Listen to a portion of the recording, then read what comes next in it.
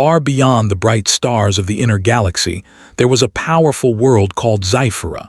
It was a harsh planet of red skies and sharp mountains. Storms moved across its surface like living things, and only the strongest could survive there. Zyphera was ruled by warrior women. From a young age, Zypheran females were trained to fight, to lead, and to conquer. Strength was honored. Discipline was everything. Weakness was not tolerated. Their civilization had expanded across many star systems, and few dared to challenge them. At the heart of their empire stood the War Council Hall, a massive structure made of dark metal and crystal.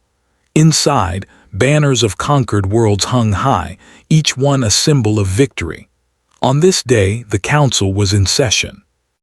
General Virika Talzin stood at the center of the hall. She was tall, broad-shouldered, and calm in a way that showed complete confidence. Her armor was marked with many symbols of rank and success. Before her, a glowing star map floated in the air. One small blue planet blinked quietly near the edge of the display. "Earth," Virika said, her voice steady but filled with mild amusement. Around her, other high-ranking warrior women laughed. "That weak world still exists," one commander said with a smirk. "I thought it destroyed itself long ago," another added. Virika folded her arms. "According to old records, Earth's people are called humans, soft bodies, no natural armor, no claws, no enhanced senses." She paused, then shook her head. "They relied on tools and ideas instead of strength, a strange species." The council erupted into laughter again. Commander Rissa, younger but equally proud, stepped forward. "General, why are we even discussing them? They pose no threat." "Their technology was crude even centuries ago," Virika nodded. "True, but recently long-range sensors detected old signals near their system, energy spikes, automated defenses still active. That caught some attention, though not much concern." "Leftovers," Rissa said. "Machines without masters." "Even so," Virika replied, "we will not allow unknown variables near Zypheran space." She turned to the council. "I propose a reconnaissance mission, a small elite unit. We observe. We confirm Earth is no threat." The council agreed instantly. No one believed humans could offer real resistance. To them, Earth was a joke. A world thought dead days later, a sleek Zypheran warship dropped out of faster-than-light travel near Earth. From orbit, the planet looked quiet. Oceans still moved. Clouds still drifted. Green covered large areas of land, but there were no satellites, no ships, no signals of civilization. Commander Rissa laughed as she studied the scans. "Look at that, not even orbital defenses." Virika said nothing. Her sharp eyes studied the data carefully. "Scan deeper," she ordered. The sensors adjusted. Suddenly, warning symbols appeared. "Energy readings detected," a technician said. "Old but active." Before anyone could respond, something happened. A beam of light shot up from Earth's surface. The ship shook. "Shields holding," someone shouted. Rissa's smile vanished. "That came from the ground," Virika's eyes narrowed. "Primitive or not, someone built that to last." The beam faded, but the message was clear. Earth was not as empty as it looked, landing in silence. The Zypheran team chose a landing zone near the remains of a human city. Tall buildings stood broken but proud, vines and trees growing through cracked stone and metal. Roads were split but still visible. The silence was deep, almost heavy. The warrior women stepped out in full armor, weapons ready. "This place feels strange," Rissa muttered, "like it is watching us." Virika scanned the area. Humans designed their cities to last. Even in ruin, they stand. As they moved forward, something clicked beneath Rissa's foot. A moment later, the ground burst open, not violently, but enough to throw her backward. She rolled and stood instantly, weapon raised. "Trap," she said sharply. Virika examined the device. Mechanical, simple, but clever. They moved slower after that. Drones emerged from behind buildings, small, fast, and coordinated. Not powerful, but smart. They attacked from angles, retreating when damaged. The Xiferan warriors destroyed them easily, yet something bothered them. "These machines think," one soldier said. "They adapt," Rissa frowned. "How could humans build this and then vanish?" No one answered. Signs of a mind at work deeper in the city, they found a control hub hidden underground. Screens flickered to life as they entered. Human writing appeared across the displays. Virika could not read the language, but the structure was clear. "This was a command center," she said, "automated but monitored." Rissa's voice lowered. "You think someone is still here?" Before Virika could reply, the lights went out. Emergency lamps activated immediately, but something else happened. Doors closed. Metal barriers dropped. "Ambush!" Rissa shouted. But no enemy appeared. Instead, the room filled with smoke, not thick, not choking, just enough to block vision. A calm voice echoed through hidden speakers. "You should not be here." The voice was calm, male, human. The Xiferan warriors froze. "A human?" Rissa whispered. Virika stepped forward. "Show yourself." The voice answered, still calm. "This world is not empty. Leave." Rissa laughed nervously. "One human? You think you can stop us?" The smoke cleared slowly. No one was there, but the doors opened, and the traps deactivated. Virika felt something unfamiliar. Respect. The first out back aboard the ship, the warriors reviewed the encounter. "A single human controlled all that," Rissa said, frustration clear in her voice. Virika nodded. "Not strength, not numbers, planning."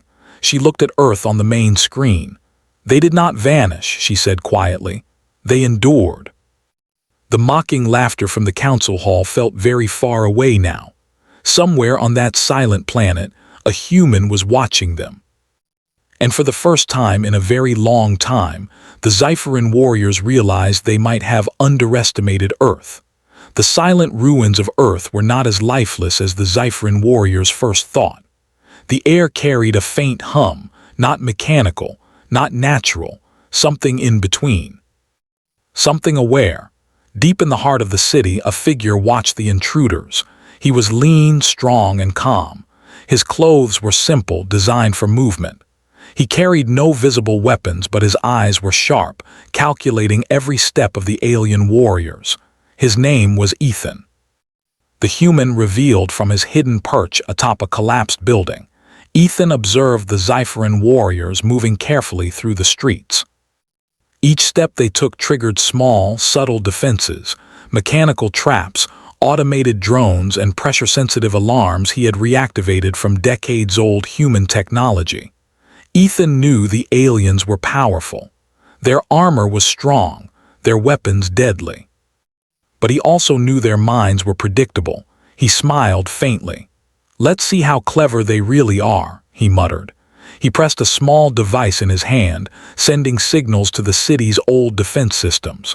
Lights flickered, floors shifted, and barriers moved silently. The aliens noticed immediately. "What is this?" Rissa demanded as a floor panel tilted beneath her boots. She barely kept her balance. Virika's sharp gaze swept the area. "Clever. Too clever to be left by a simple machine. Someone designed this to fight back." A voice, calm and steady, echoed through the streets. "You are not welcome here," it said. "Leave while you can." Rissa froze. "A human." "Yes," Ethan replied, stepping into view from the shadows. His presence was commanding, not through size or strength, but through confidence. "And you will find that humans are not as weak as you think." The alien warriors tensed. Virika studied him carefully. "You are alone?" she asked, suspicion in her voice. "Yes," Ethan said simply, "but you will find that alone is enough when strategy is on your side." Testing the aliens, the first clash was not with weapons but with wits. Ethan led the warriors on a chase through the streets, moving silently between ruins and activating traps that slowed them without causing permanent harm. A beam swung down from a hidden tower. Rissa jumped back but was too slow. Her armor absorbed the impact. She scowled, more frustrated than hurt. "This is ridiculous," she shouted. "Where is this human hiding?" Ethan had no intention of hiding. He moved in plain sight but always stayed one step ahead.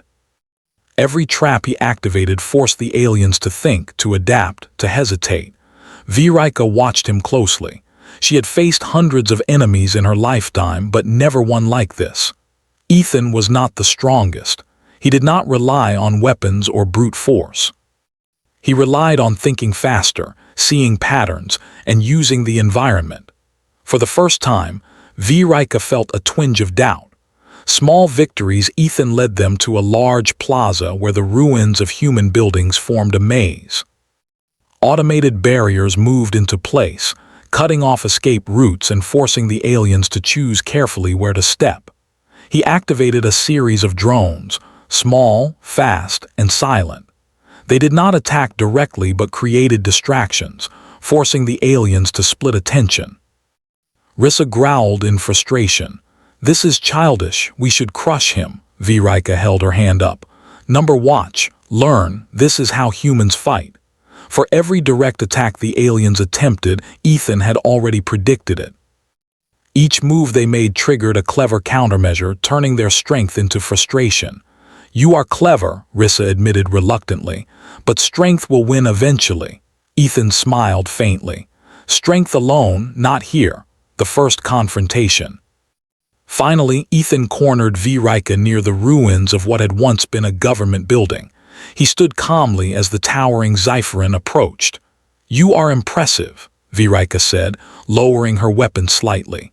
"I underestimated your kind." "You are not alone in thinking that," Ethan replied. "Many have." Virika's mind raced. She had seen warriors fall, traps fail, enemies outsmarted. But Ethan's approach was different. He did not attack out of fear or anger. He attacked out of logic, observation, and foresight. "You survive by thinking," she said, almost in admiration. "Yes," Ethan said, "and humans have been surviving longer than your records show. We endure, we adapt, we learn." Rissa interrupted, frustration clear in her voice. "Enough talk, end him now." Virika shook her head. "No. He must teach us something first." The lesson begins. Ethan led the Zypherins to a narrow canyon nearby, a place where their size and armor were a disadvantage. He carefully guided them, step by step, through hidden sensors that tested their reactions.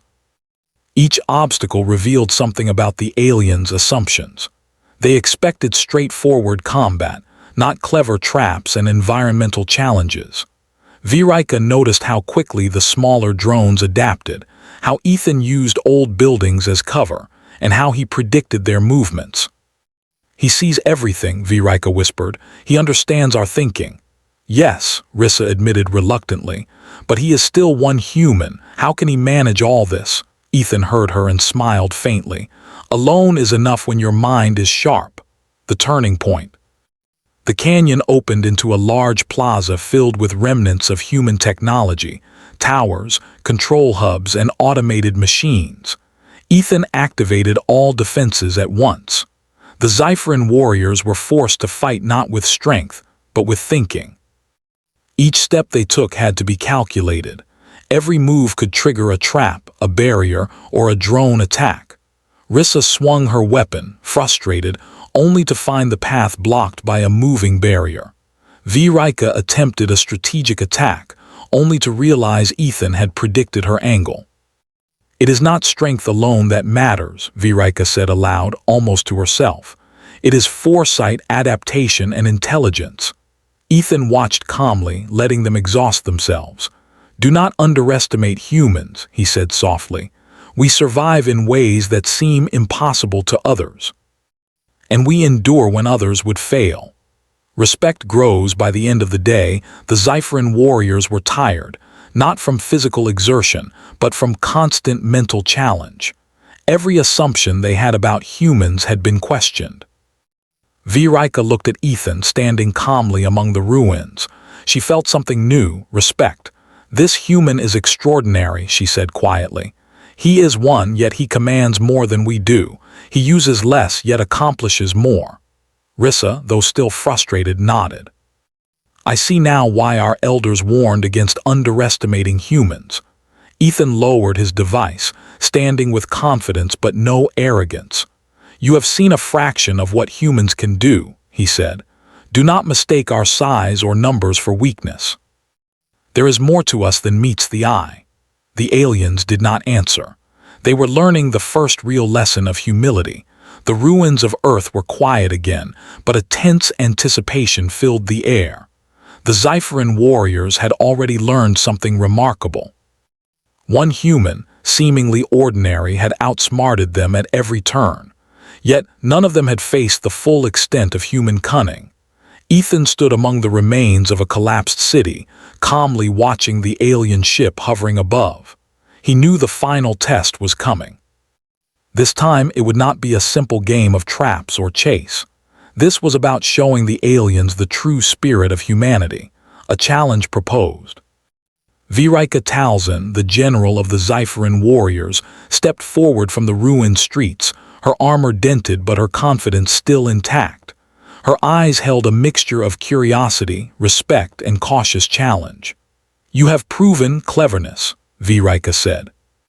"But cleverness alone does not make a species strong. Let us see how far your ingenuity can go." Ethan nodded calmly. "I will not fight for survival alone," he said. "I will show you what humans are capable of when strategy and intelligence meet opportunity." Viewership raised an eyebrow. "Then show us. I propose a final test. You defend your city using all that you have. If you succeed, we will acknowledge humanity as worthy of respect." Ethan's lips curled into a small, confident smile. "Accepted." The battlefield set. The city had once been a human hub, and Ethan knew it better than anyone alive. He had spent decades studying alien tactics and the ruins themselves. He moved quickly, activating hidden energy shields, old defense drones, and automated traps.